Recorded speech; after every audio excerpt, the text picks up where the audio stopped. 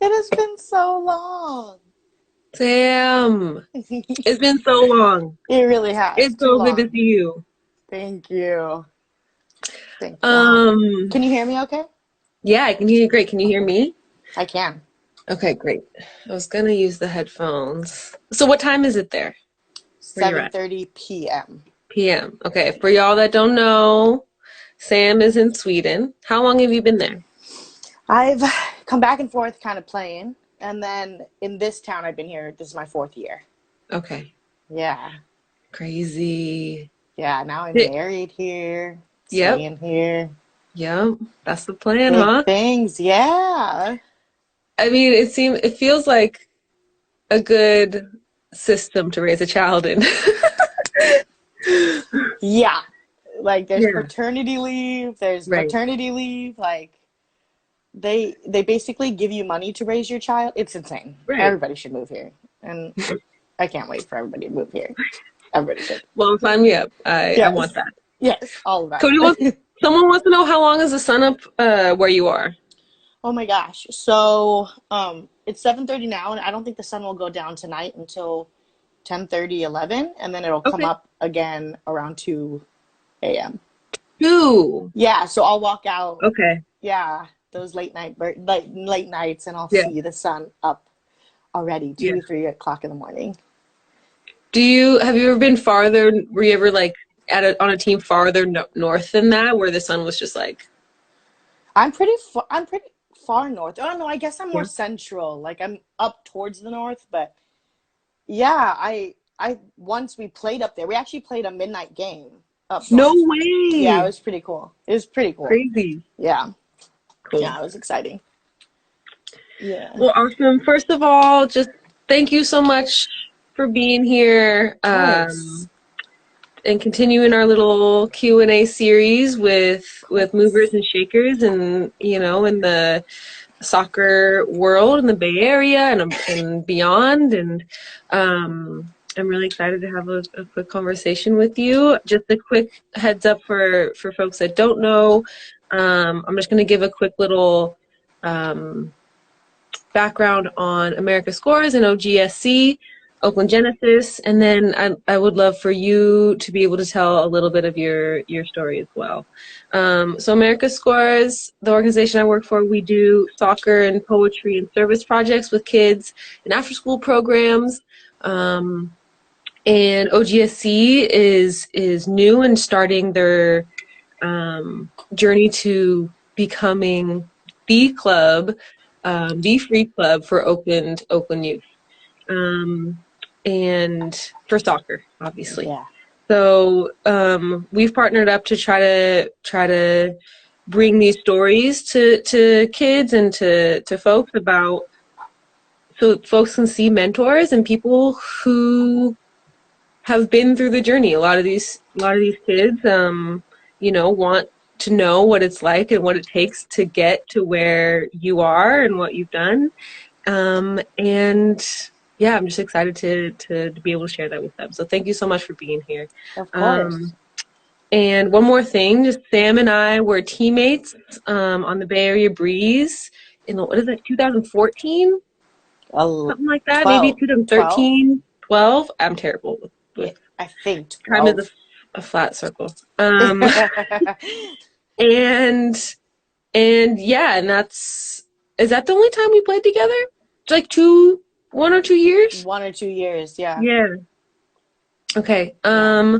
And before that, she played college. So I'll let you give a little bit of your story, and then we'll hop in with some of the questions. Yeah, before that I was playing at the University of San Francisco in the Bay. Before that, I was in a tiny town called Turlock. Before that, I spent the first 16 years of my life in Southern California. So just soccer mecca, basically. And yeah, that's a backwards resume. That was Sure, very, that works. but yeah, yeah, Awesome. but yeah. Okay, so before we get started on the real juicy questions, we got a little game of, I don't know why they call it either or, because it's just, you get to choose one. It's Okay. not either, it's or. Okay. Okay, so you ready? Yes. Okay. So, dog or cat? Dog. Beyonce or Rihanna? Beyonce. Messi or Ronaldo? Ooh, Messi all day. Um, Zidane or Pirlo? Zidane. Martha or Mia? Marta. YouTube or Netflix? Ooh, Netflix. Kendrick or Drake? Lizzo. Love it. For when you're on a road trip, music or podcast? Music, Lizzo. Pizza or tacos? Oh, tacos. Tacos. Hey, Bacino. At the movies, would you rather have candy or popcorn? Candy. Here's the ultimate. Soup or salad? Soup in the winter, salad in the Yeah. summer. Probably Are you a salad, though. morning person, or evening person? Mm, I'm not like grumpy in the morning, so I guess Okay. well, I like them both. Okay. Give me the whole day. Yeah, hold it. Hold it. Coaching or playing? Playing. Laundry or dishes? Laundry. Would you midfield or striker? Ooh. Striker. Summer or winter? Summer. Apple or Android? Apple. Um, let's see. Ooh, turf or grass? Grass. And last one, chicken or the egg? I'm gonna say chicken because my current situation. For You're sure. like, Right, right, chicken. right. Yes. Yes. You are the chicken. I am the chicken. Yeah. Okay, cool. Got to know you a little bit better. What is something that the listeners wouldn't know about you? Maybe a hobby or an interest or a habit? Yeah, I used to call this my Clark Kent growing up. My dad's a music teacher, and my mom's the soccer coach. So I had a soccer dad, mom, and then my dad was just like all day. Yeah. So the music side of me, people usually don't know. I play the trumpet and the French horn, and I Oh, taught myself wow. how to play the guitar while I was on contract actually in Iceland. I was bored. Yeah. Someone had a guitar, and I was like, "Let's do this." So yeah, I grew up So you playing the said the French trumpet. horn? And the trumpet. Trumpet is like it's my soul instrument. I love it because it's Amazing. loud. Yeah, Yeah. ruckus. That's amazing. I love it. Yeah. Do you still play occasionally? Yeah, when I go home, I play the same song. My parents laugh every time. They laugh every time. They're like, "Oh, Sam's home. She's playing the song." The song. Love it. Yeah. So we already got a question. Thank you all for tuning in and sharing your questions. If you have any questions for Sam, you can put them in the comments, or you can put them. There's a little box to the right. They stay there better. I can see them better there because if folks join or whatever, they'll put the questions will go like up, and I might not see them anymore. So, but I do see this one, so I want to get to it right away. And we're kind of leading up to this, but why not? Let's go for it. What is the one piece of advice you would give to young soccer players trying to improve their skills? Thank you for that question. I would say work as hard as you possibly can anytime you're on a field. So last time I coached, I used to say stuff like play like a professional. And what does that mean? Mm-hmm. It means Mm-hmm. like every day you have to keep your job, Mm-hmm. and every time you step on a field, play as hard as possible. And that could be like you and a ball in your backyard. Yeah. Like, go all out every time. And I think that'll get you the most out of every session. I love that. Yeah. Like it's one thing to show up, but it's one thing to show up like fully Every 1000%, and time. how much Yeah. more you get back. Yes. Yes. And also that gave me a lot of opportunities with coaches. They'd be like, wow, she just never turns off, like For sure. all the For time. sure. And I think it was because I got told that very young. Like every Right. time you step on a field, you're earning a spot, or you want to get better, or why go? Right. Yeah, That's a great stance. I love that. yeah, Whether you're doing fitness or ball yeah, work or I love it. yeah. Anything. Yeah. Yeah, keep putting those questions in there. We'll just get to them as they come. And I have some questions as well, so we'll Yes. keep going. Who Yes. is your Yes. favorite soccer player of all time? Oh, this is a hard one because I think I've grown with like what I see soccer as, so my person has changed. But consistently since I was about 18 has been Cece, which is a Bay Area name. Like if you don't know who Cece is, go to at she's just she is I So don't know. Cece the She's legend. she and when I played with her, and so Yeah, and I still get starstruck. You yeah, know, she was the Marta before Marta. She's a Brazilian yeah. player. She's played for the California Storm for many years. I played with her on my first semi-pro team ever, and she can do more in like 5 by 5 yard than I can do on the whole field. Right. Like it's crazy. So she's definitely like an inspiration for me. Yeah, Always has for been. sure. I remember playing against her in high school or something like last year of high school in the whatever league that was, Yeah, WPS, whatever it was, yeah. and coming off the field, and one of my teammates was like, "She made me kick the thin air." I'm like, Yes, yeah, yes. She's one of my favorite players to ever play with. She'd just say like, "Sammy, run," and then right. she'd place a ball like in my stride. I'm like, I didn't even have to do anything. Like, Yeah, on a dime. so yeah, yes, Yeah. for So sure. for y'all young ones, Cece, Sisi, look her up on YouTube. She was Yes, she's legend. amazing, and she's done so much for women's soccer in Brazil as well.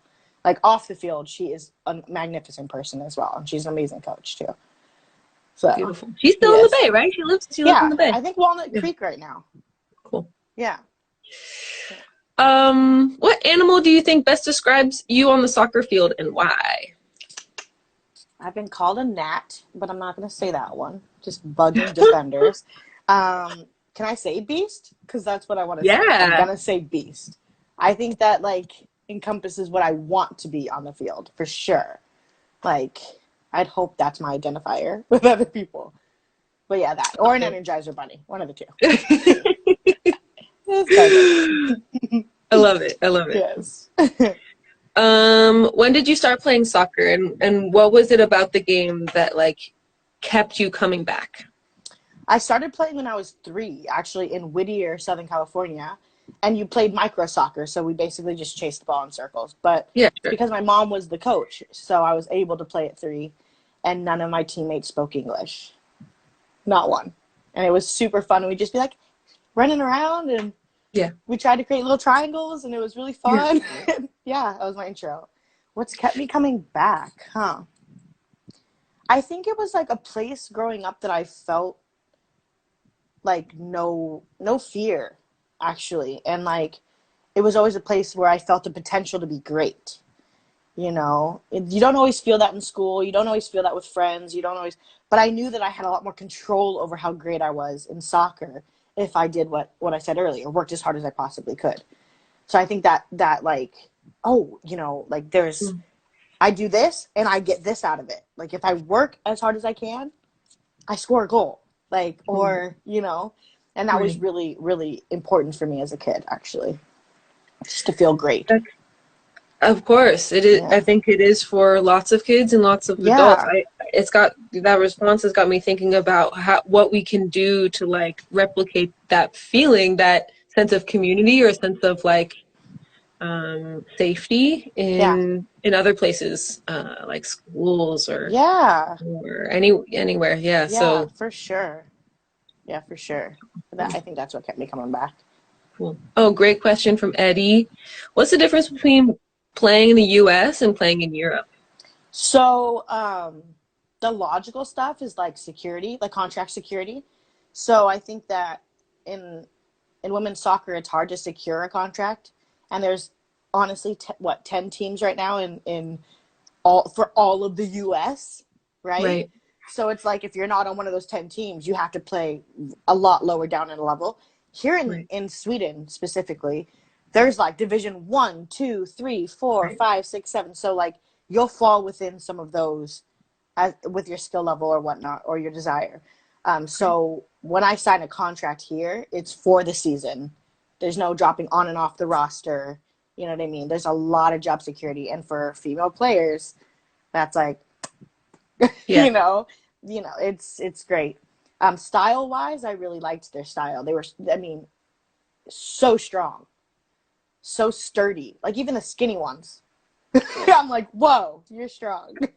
So, so that was something, and they're a little bit more direct here, and I think they have been doing this longer, so they've been playing with less players on the field for longer in age. We just started doing this in the U.S., but they've been doing it for so long.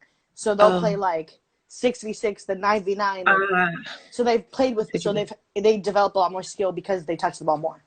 So they Right. do it until later in life. Yeah. Hmm. Yeah, I So remember it's it a lot. being like everyone was very, very technical, but Mm-hmm. the game was very direct. Mm-hmm. Um, like they'd build out of the back when they needed to, but then it Yeah. would be like when it would Yeah. open up, it was like time to go, Yeah. which Yeah. is It's yeah, kind of awesome. The way that they marry their technical and tactical is very cool here. Yeah, absolutely. for sure. Um, let's see what else we got here. So talk to us a little bit about your journey of becoming a pro. I think there are a couple of folks here who are students who are maybe are in middle school or just starting high school, and want to hear a little bit about like that journey, what it takes. And then we can talk. I think the next questions are a little bit about the jumps between like youth soccer and Mhm. college and pro. But just like in general, what was that journey like for you? Like I said, it started when I was 3, but I don't think it was till I was a little older that I started kind of pulling away from the pack and like, oh, she might be really good at this sport. And I started playing club because there was this U10 team who was playing their last season in like rec, and then they were going to move that team into club, and I was only 8. But the coach said they played against my rec team and beat us like 6 or 7-0.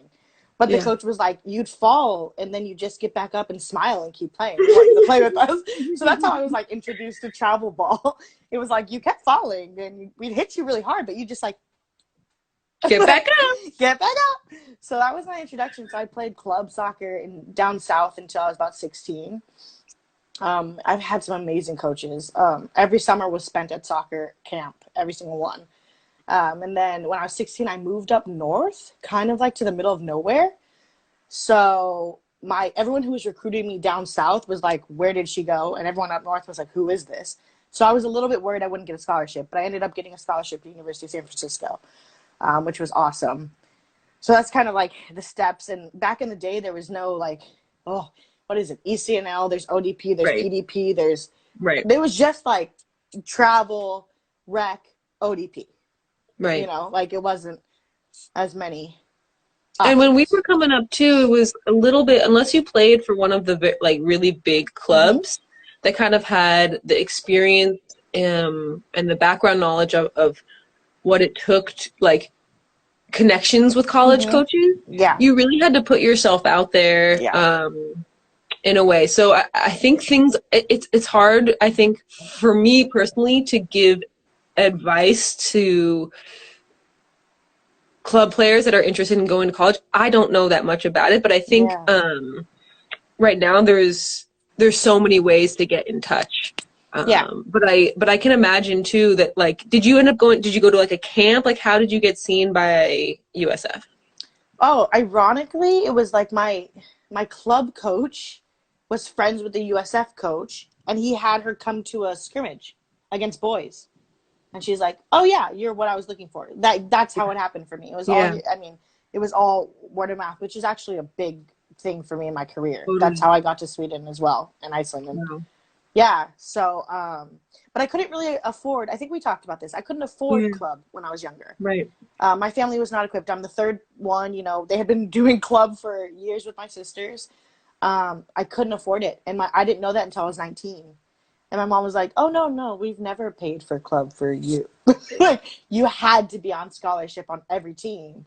You know, and it was weird because I remember like when she said that, I looked back and I was like, oh yeah, there was like this one practice where they're like, we have a gift for you, and it was the kit, like the warm up kit. And I was like, oh And you're thanks. like, And in my head, I thanks, was like, guys. this is sweet. Like you're giving me my own, you know, but everybody else could afford to buy it, and I couldn't.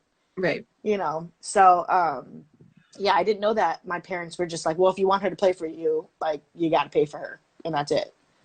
So it's very cool what you guys are doing. It's very Yeah. cool. Like it's programs like yours in which I used as a kid to be able to, and I became a professional from it. So for those kids Right. who are in these situations, but you know, my mom used to say, talk with your feet, talk with your feet. Mhm. Like you'll get where you need to go. Work on your skill. Work as hard as you can. You'll get there. And it's true. It is really true. Yeah, you But yeah, are a really obvious and clear example of why these programs need to exist. And so I'm really glad very true. that you're here Yeah, to speak on it. yeah. So Kev has a question. He said, "How did it feel when you flicked the ball over that Jamaican player?" You know what? It was an out of body experience. I had watched Marta do that in a World Cup game. It might have been against the U.S. Marta did it for Brazil Yes, against the U.S. yes, Yes, it was like on a throne, and I remember thinking like, I want to do that one day, like it. And then I remember trying it at practice a billion times. Never worked. Never worked. right. And that moment was like, cool, I'm going to do it right now. And I was like, I got it. And then I think I actually passed the ball to the other team the next second. Like, I was so excited that I did what I wanted, that I think I Yeah, messed up. My next two touches were like, so that I clipped that perfectly, if you know what I right, right, mean. right. It looked perfect. It led nowhere, but it was really cool. No, it felt really good. I felt like very, I don't know, just awesome. It No, it was was awesome. awesome. Yes. Here's a couple more. Oh, I love this. Yes. What advice would you give to girls who play on lower club teams but have the potential to play college soccer? Thank you for that question. Beautiful. Yes, what advice? I guest played a lot. Mm, So I don't know if that world still exists. I Guest get that. playing, you can reach out to higher level teams when they go to big tournaments. So you can talk to your coach, or, um, I mean, if you have a friend that plays on a higher level team, I guest played a lot. So if my team didn't make it into Surf Cup, if my team didn't make it into a big tournament, I would contact a team. Sometimes I would, you know, just cold email someone and say like, I'm a really good Hmm. player. Like, I really want to play. Do you need an extra player this weekend? Give, you know, or I'm trying to get recruited. So I'd say that's one thing I think really helped me with guest playing. And it's awesome to play with different teams, actually. It's really fun to see a different Yeah. perspective, different coaching world. But yeah, Guest guest play. playing is a, That's a good yeah, one. yeah. I'm trying to think of other ones. Like I said, I'm probably not the most knowledgeable person on this, but I think um, like showing going to camps, I think was the thing. Huge, But also huge. was Yeah. if there's any coaches out there that are on this live and have other advice, please share it with us. Yes. Camps are huge. They're called college ID camps now.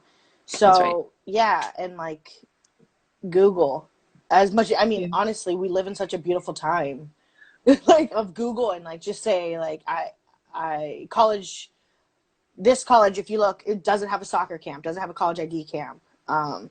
And talk to friends who are older than you, or talk to teammates who are, you know, might have already done college.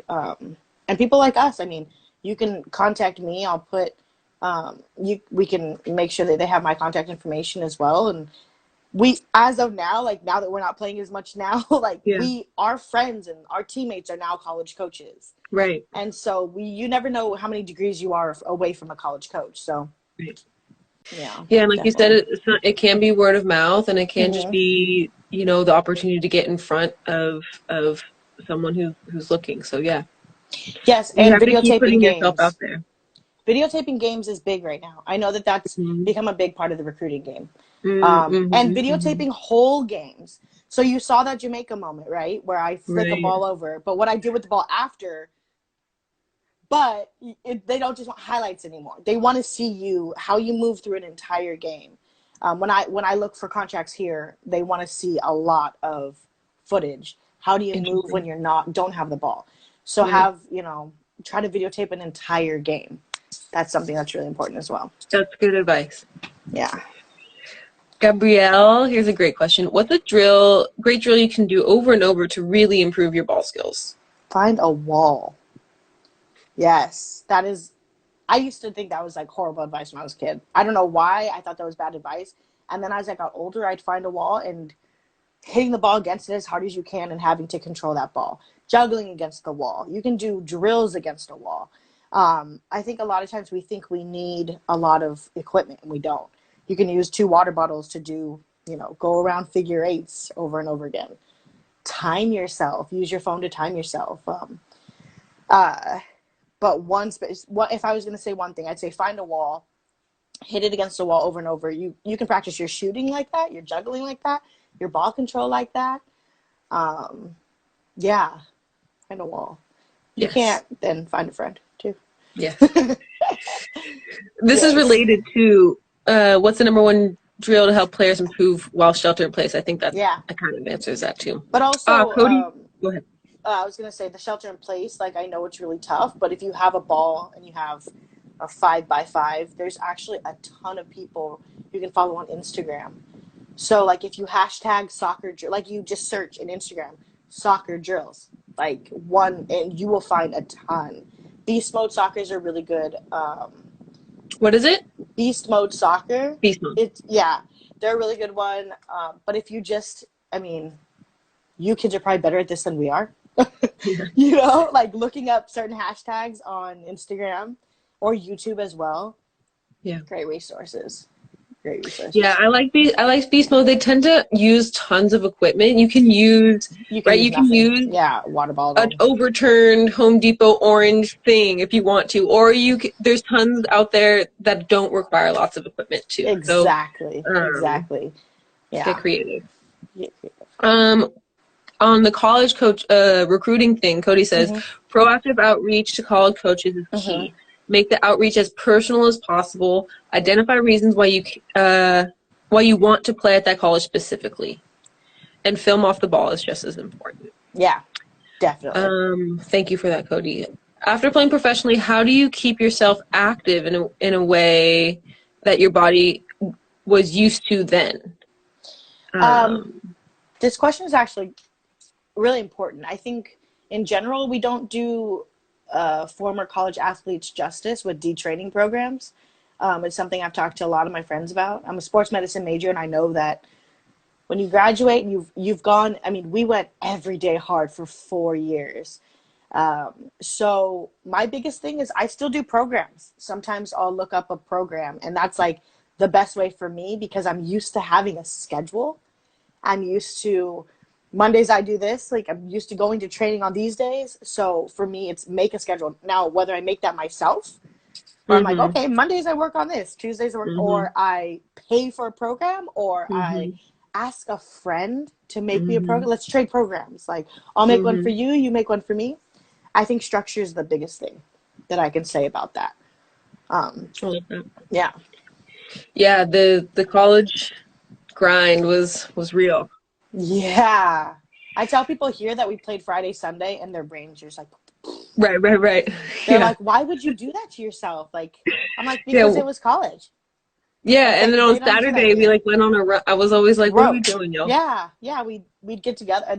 They're appalled by the way we do college soccer in Europe because they don't play sick here. They don't play a little injured here. They play once a week. And I'm like, oh, that's weird. We're going to have 6 days before the next game. Americans. Yeah. I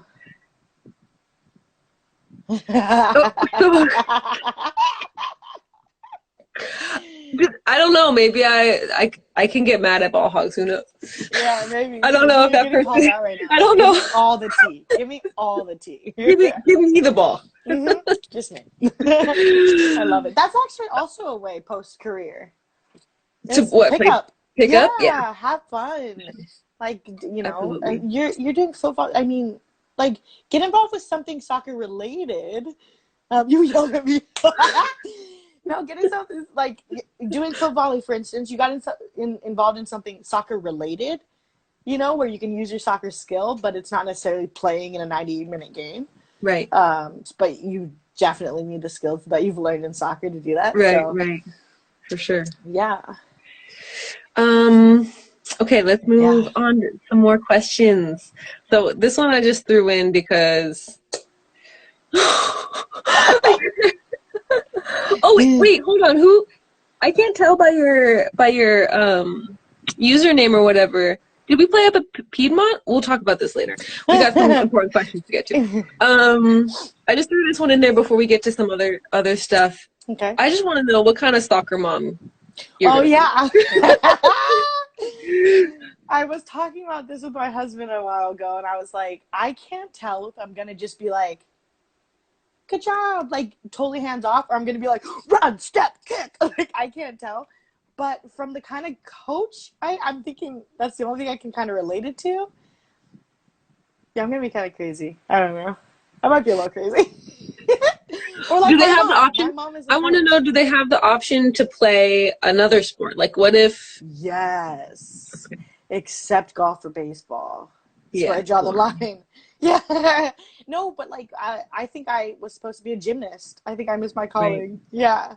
But I would love for them to explore other sports and cool. just find what makes their heart sing. Like soccer does that for me, but it Totally. might not do that for my kids. So Yeah, for sure. Beautiful. yeah. Yeah. Um, Oh, for those of you who don't know, I'm very pregnant. I'm very yeah, pregnant right now. That's why we're talking like about this. Like 2 weeks 2 weeks. or less even. Yeah, maybe. Well, any Yeah, day now. maybe. But we're Well, in the yeah, any day now. right. That's why there's a fan on me. If it's loud, Crazy. I'm sorry, but there's a fan on me. I'm so hot all the No, you're good. You're time. good. Okay, okay. Yeah. Um, Huh. okay, so let's talk a little bit about, I want to make sure there's plenty of Okay. time, as much time as you want to talk about this.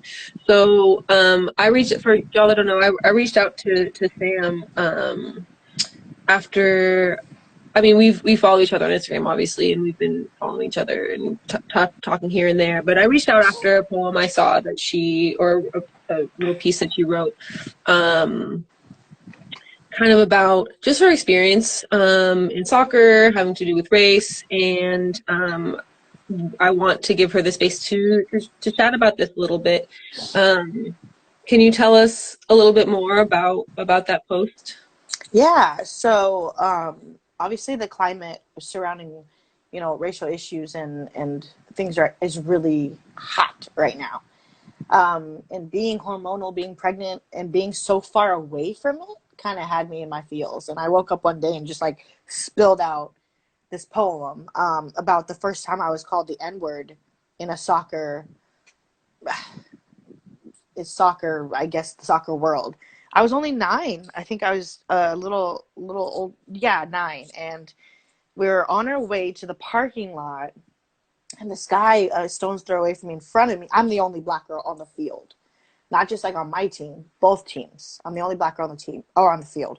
And he kept saying like that little N word, that little N word. She thinks she's this. I can't believe they did this. Like she only scored because of this, and I think I had scored like many goals, But I'm 9. Like you give me the ball, I want to score. Like that's all. And his daughter was a center back. Like she was the one in front of me that I was consistently going around, running around.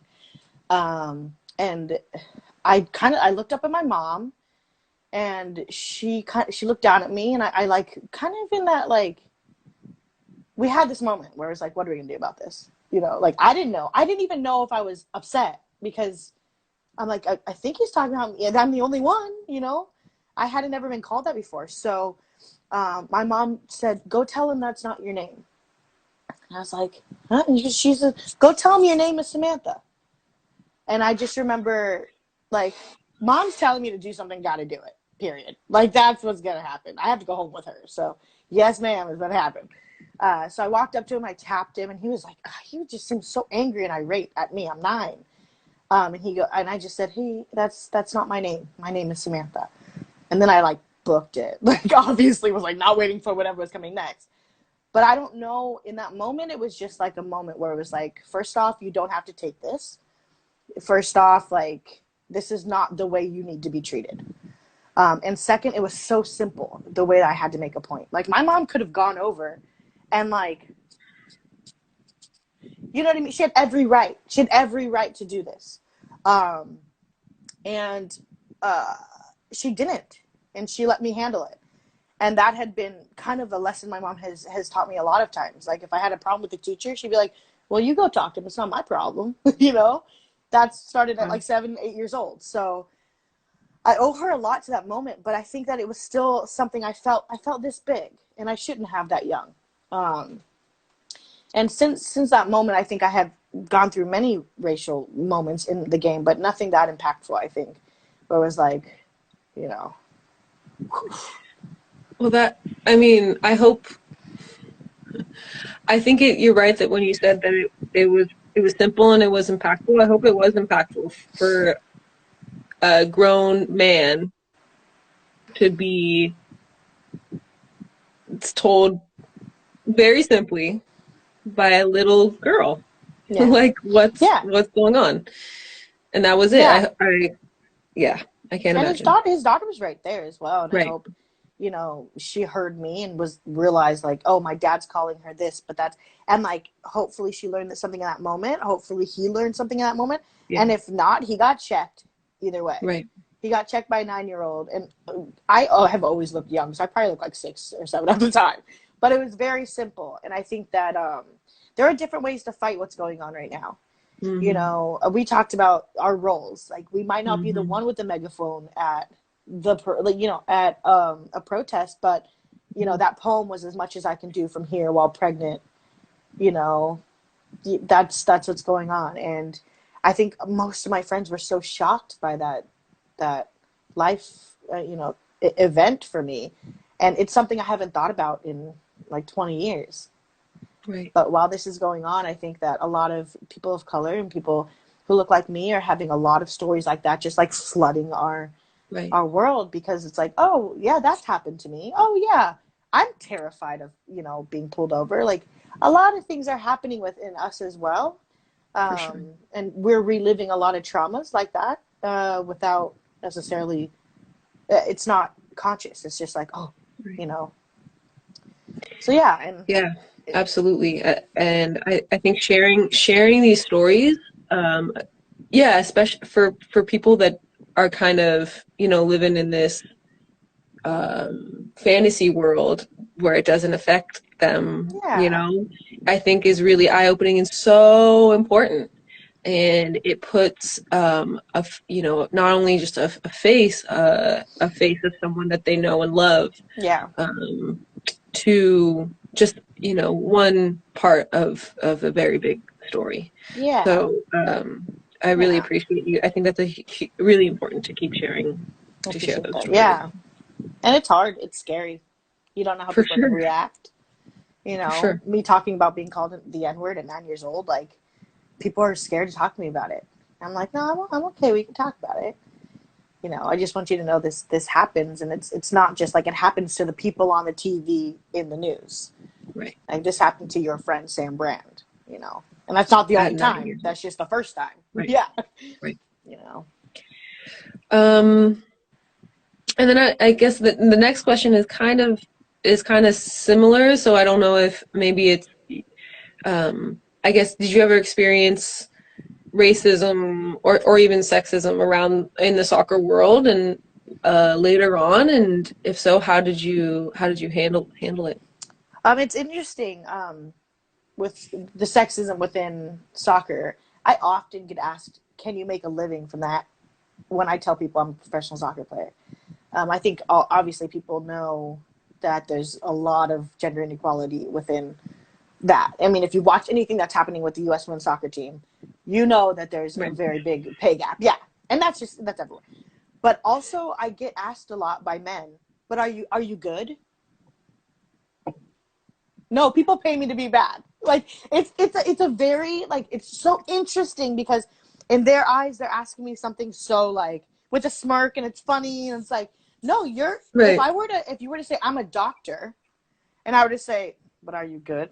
Like, who does that? Like, you know what I mean? Like, you can't you can't become a doctor if you're not slightly good at what you do. Same Qualified, thing with, yeah. like, yeah, if you're not qualified. So, and I have a lot of people like, "Oh, well, we should go one on one," like, da, da, da.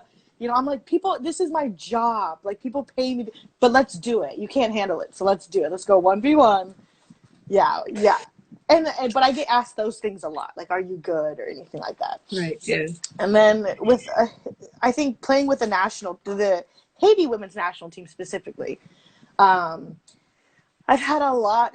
I've had a lot of reflection on this because of the way we're portrayed by announcers, because of the way we're portrayed to other countries. I joined the national team right after the earthquake, so I joined on accident. We were just asking the coach, like me and another friend, we're just like, hey, do you guys need us to do a shoe drive for you? Like, do you guys need equipment after the earthquake? We're like, how can we help? And he's like, if you're Haitian, come try out. And I was like, Right. and that's how I joined the team. With all my privilege, American privilege, I joined a third world country team. And then I listened to the way we were treated on the field, and how we're talked about on the field, and how before, before anyone even gets to watch us play, they hear how dirty and aggressive, and the other team has to be careful. We don't want any injuries. We get talked about, and that's not just the Haitian national team. If you look back at if you recorded any games of any African countries, any black countries, you'll hear it many times. You'll hear many times how the black people are the word aggressive is a trigger for a lot of people, and that's a nice way for coaches to say, like, you're gonna get your ankle swiped a lot. Right.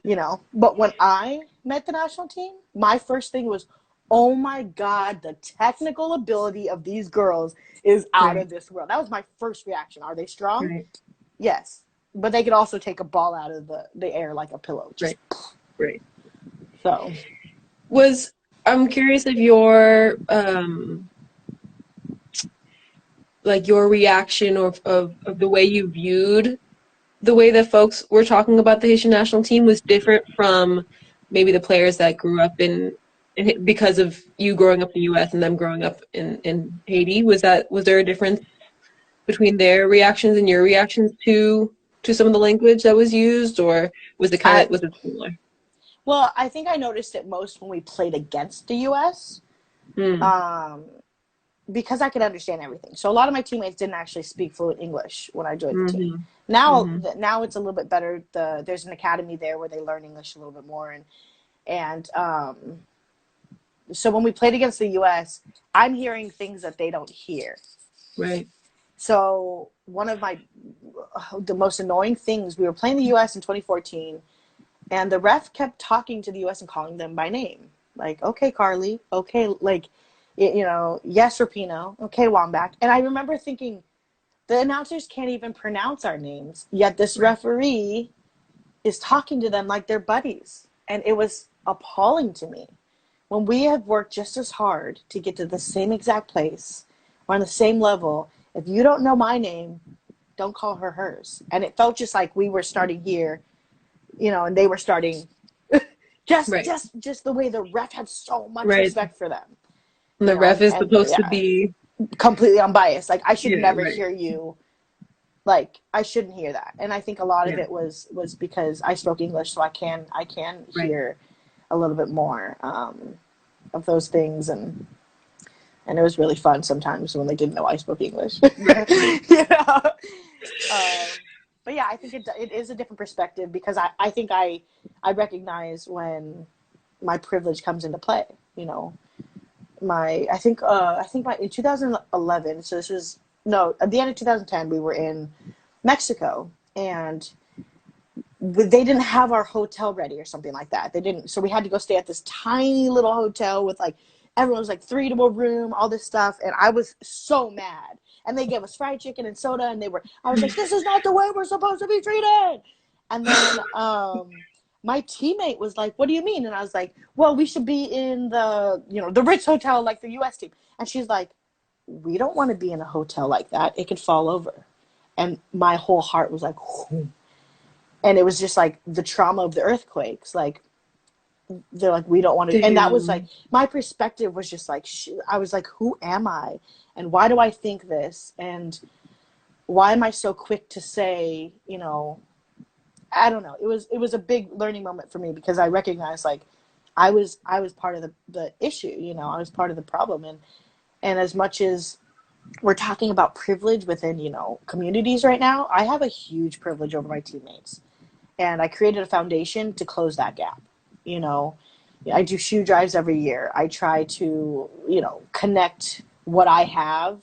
When any team I'm on, I'm going to try to connect what I have to my girls, because I have so much reach that they will never have. So huge learning experience for me. Who wasn't privileged in the U.S. I'm not privileged in the U.S.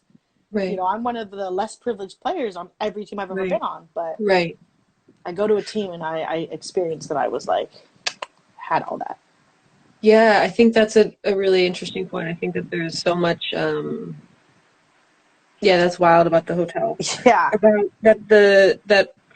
like privilege just doesn't just stay with like you wherever you go. It's not the same in every Mm-mm. situation. Like we No. carry sometimes we're more privileged, sometimes we're the ones that are beneficiaries, sometimes we're the oppressed in the situation, and Yeah. it's tough to be able to recognize that it's yeah, it can be hard. Yeah. And I have a unique experience having felt both, and Totally. it's very strange to hear so many people talk about privilege right now. And like, when I recognized mine, I immediately wanted to do something about it. So when people are Right. like, I don't have privilege, I'm like, but Right. They'll understand soon. We're yeah. And getting there. we are, and there's a lot of beautiful change happening right now. Yeah. Um, yeah. Another question that I really want to get to. What advice do you have for white teammates who witness their teammates being racially discriminated against? I think, we all are, we know pretty quickly when that's happening. And I think being willing to lose things, whether that's status on the team, maybe a friend or two, in order to speak up for someone, is probably the most amazing thing you can do. So I'll tell you, when it's happened to me and no one has spoken up, I feel this big, and I'm the only black person around. So it's like, we quickly become an angry black person, and angry this, like we so if someone were to speak up for me, I think that I would just feel so much sisterhood within that, or brotherhood within that. And I think that we have to, at this point, be willing and to do it with class. And like I did at I was 9 years old, and I did not have to yell at that man. My mom did not have to yell at him. It was just like, hey, that's not right. Like, or don't use that joke. Or I don't think that's funny. It can be that simple. Be that simple, to stand up for someone. And if you're scared to do it, in that sense, maybe you bring that person to the side later and you say, hey, I really had a problem with what you said about this player. Or I really had a problem. And that could be your coach as well. Your coach might say something about a teammate, and you're just like, I don't want to disrespect him because maybe I won't play anymore. I get that. So maybe you take them to the side and after practice, coach, can I talk to you? But speaking up is big. And then I'd say check in on that teammate later. Because however embarrassing it might feel for you to step up for them, imagine being them. Imagine being the person at the center of that joke, of that, anything. Check in on them privately later. Say, hey, like, I saw that wasn't, or that I didn't think that was okay. And are you doing all right? Like,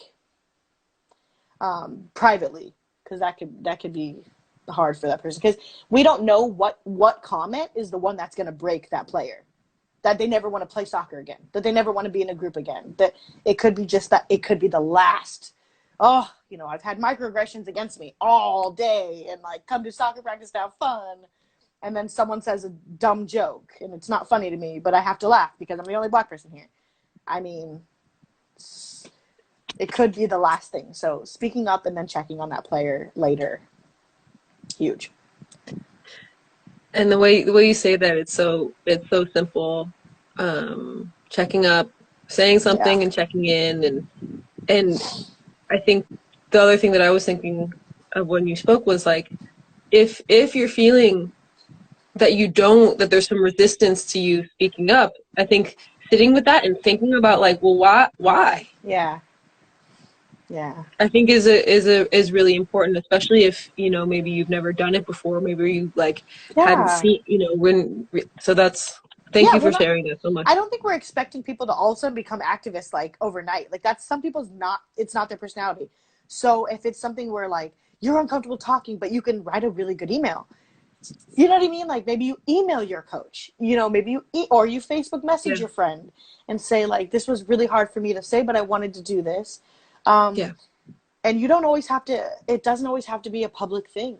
And it also, you know, you don't have to get likes for it. You don't have to make sure you're doing it for the right reasons. You know, just because if someone did that to you, wouldn't you want someone to stand up for you? You know. Right.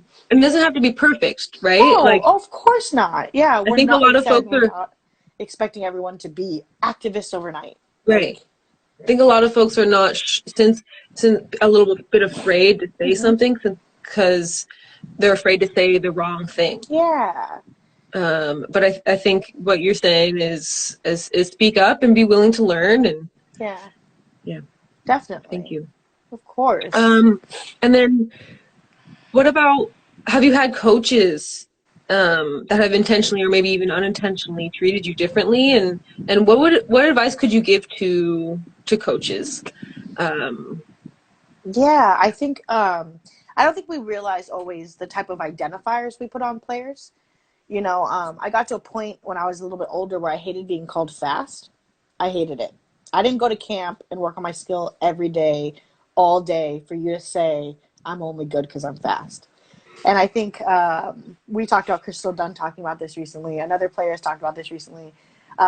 Making sure we see a whole player, because I think we have this view of black athletes where we're just like, oh, they're athletic, they're fat, you know.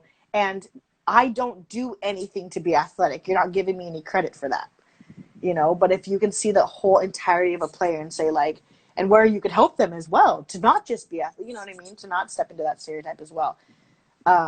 But yeah, that has been one of the things. Is I've been used as a track star a lot, as for, you know, like they'd be like, well, hit her into space, and I'm like, yeah, but I'd rather the ball to my feet because I'd rather have more control, you know. But they just don't see that as a strength, even though in training or whatever, I show it just as much. You know, I might meg 10 people at training, but you're still going to send me a 50-yard ball. You know what I mean? So I think as coaches, just being aware of making sure we're not just teaching black athletes to be fast and athletic, that we're making sure that we are making a whole player. And then when they are a whole player, making sure we tell them all those things as well. Like now I don't mind being called fast. I'd love to be fast right now. So pregnant. I'd love to be fast. But I'm saying, um, but yeah, I felt like it belittled all the work that I put in for a really long time. Because I could have the best first touch on the field, and I'd still right, just be like, they're like, send her long. right. I'm Like like, that's so for y'all that are watching, like you saw those highlights, and I'm sure that the first thing that came into your head was not look at how fast she is, you know? athletic, Like yeah, there's so much aggressive, yeah, more. yeah, Yeah, yeah, yeah, yeah. But I yeah, think that's that's why I've always loved that part. That's my favorite part of the game. You know, like totally. I'd run track if I just wanted to be called fast. You know what I mean? So that's like I said, my favorite types of players are Cece and Marta and Brazilian Right, soccer and dancing with the ball right. and things like that. So when I don't ever get to, you know, have a coach acknowledge that, it does make you think, well, maybe all I can do is run and kick. You know, and we're very influential as coaches. We're very influential in how kids shape themselves and their soccer identity. Totally. So yeah. How has this experience like informed your kind of your coaching style or perspective, or like how you teach the game or when you do coach? Like which experience? Like The experiences that you've had with coaches yes. or just I think it's been interesting to apply these things that I'm saying as a coach. So I might have a really fast player, but they don't have a first touch. You know what I mm, mean? And so I'm making mm, sure that if I do have that player, I'm like, you can probably get really far in soccer without that mm-hmm, first touch because you'll make up for it. But I'm going to make sure that you have this, like, so that if you need to get out of a small space, you can. So I think right, it's made me look for a lot more and try to build a lot more well-rounded players. You know what I mean? Like Messi's not just fast; he's skilled. Messi can do a lot of damage with both right and left foot. I had talked to a coach who coached Marta, who said that, oh yeah, I used to make her kick a ball with her right foot every day 100 times because she hated using. This is Marta, you know. And I talked to a coach who was like, yeah, I mean, she hated using it, and she does more damage with one left foot. Yeah, but what? Imagine if she had two, you know. So making sure you see players and you see, yeah, that make their strengths stronger, but I think making their, you know, I don't know, just well-rounded players is something. Yeah. I don't think has always been focused on when I was growing up. It's just like, okay, Right. he's fast, so we'll put him in this position to do just Yeah. that. Yeah. Like, Score goals, get the job done. yeah. We won the game, so we're winning. We're doing it. Exactly. And I'd rather, you know, tie a game, lose a game, and a player have a breakthrough. Right. You know what I mean? Where he's like, wow, like I shot with my left foot today. Right. And like, that's a win for me as a coach. And I Totally. think that like, I think just well-rounded players, I think, is the most important thing for me that I've learned from being called specific things. I've learned like, let's produce more well-rounded players. Yeah. I think too, this actually ties back into what you were kind of saying at the beginning about, you know, advice to kids about just being the hardest working. Yeah. All the way, always. Like being able to see the weaknesses in yourself or in the game and be like, that's what I'm going to work on now. Even if I fail at it for, you know, I'm not good at it and we lose the game or whatever, pinpointing those weaknesses and working on those, I think is a good way to get better as well. And how you talk about those weaknesses as well. Like, I hear people say, like, I can't use my left foot. No. I'm working on using my left foot. And when you change those words and those verbs and those adjectives, how we identify our weaknesses, like I say use your alternate foot as a coach instead of saying use your weak foot. Yeah. Because like, okay, now we're using our left foot. Raise your hand if you're left-footed. And I expect everybody to raise their hand. Raise your hand if you're right foot, because we have a left and we have a right. You know, and I think that like it goes back to being well-rounded and how we talk to ourselves about what we're working on. It's like, oh, I can't use my left foot, or I'm not left foot. No, you just haven't. You just haven't practiced it as much. You're in the process, man. You get there. Yeah, for sure. We are coming up on the end of our time, and I don't want to get caught mid-sentence. I just cut you off. Okay. Is there anything? We have 2 minutes left. Is there anything else you want to share with us before we hop off? Yeah, I just think it's a beautiful time for change right now. So I think we're all stuck at home. So self-reflection and change, I think it's so important right now. And it's uncomfortable, but just every day, just try to be a little bit better. And that's on the field, off the field, with your friends, your family. Yeah, definitely. Beautiful. Yeah. Thank you so much for being here. Of course. Thank you to everyone that joined and gave a question. Sam just dropping knowledge here and there.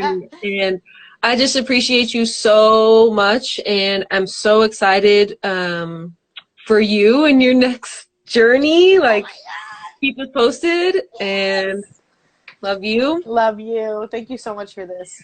Of course. All right, everybody. Have a great day. Bye. Take care. Bye.